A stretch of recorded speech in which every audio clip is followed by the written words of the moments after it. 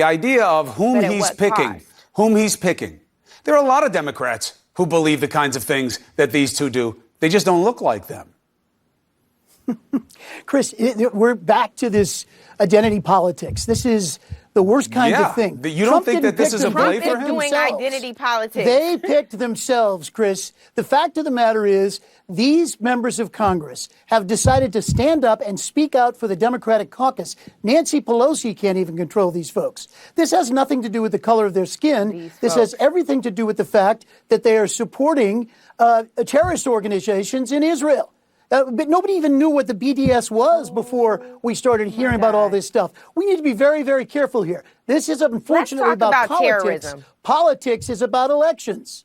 This isn't about terrorism. Let's talk about terrorism. This is about Let's the talk fact about terrorism. That these you know who the four greatest women, terrorists are in this country? particularly these two, have taken over the Democratic Party, hijacked it from their own speaker. You think they've taken it over, Angela? Interesting. It's so interesting that you use the term for the only two Muslim women in Congress. The term you chose nothing to use, to do with whether they're is Muslim hijacking. or not, Angela. Oh, really? Nothing you to do chose with that. to use Absolutely the not. term hijacking. I beg to differ, and That's right. I did, absolutely because they've hijacked the party your remarks. from their own principles. That's a from real their own interesting word principles. choice, and you They've understand hijacked why. the Democratic Party. You can and talk that's one over of the me all reasons you why want to, but the bottom Donald line Trump is the should play the greatest lottery. terrorist He's a group lucky in guy. this country are white men who think like you. That is the greatest terrorist threat in this country. You're absolutely right. It's all because of guys like me. That's silly rhetoric. It doesn't get us to where No, it's not. You know what's silly? The fact that you're on here knowing how dangerous times are right now, defending this nonsense, calling people these folks, talking about they hijacked the party. Hold on one second. Let's reset. Let's reset the table. Reset the table. Hold on. What's Angela, silly is hold on. Just to be clear, Patrick,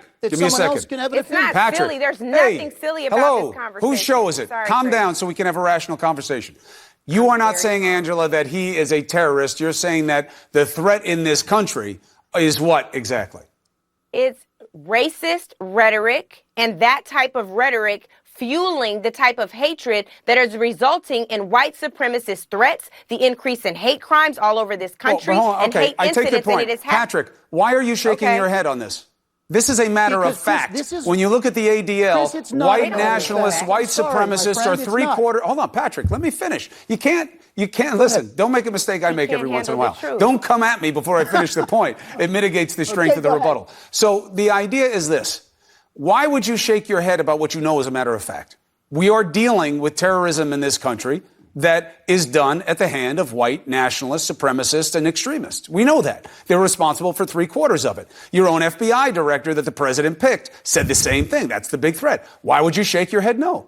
You accept all that as fact, do you not? Because the fact of the matter is we're talking about politics here. We're talking about the fact, you set this up, Chris, that the president has sort of used these particular opponents to define how he sees this election, this political election.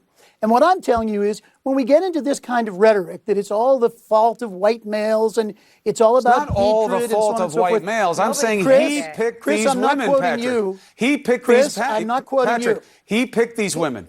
He refuses to call out white nationalism unless he says, but don't forget about the left. He says Antifa must be on the list of terroristic organizations. He does not say that about neo-Nazis.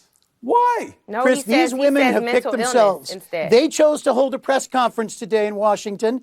They decide to drive the Democrat agenda, and it gives President Trump the material, fortunately or unfortunately, he needs. And you think it has nothing to do with the fact that she has a hijab on her head and that she's Muslim and brown? I don't believe so. I do not believe that. Well, but you may.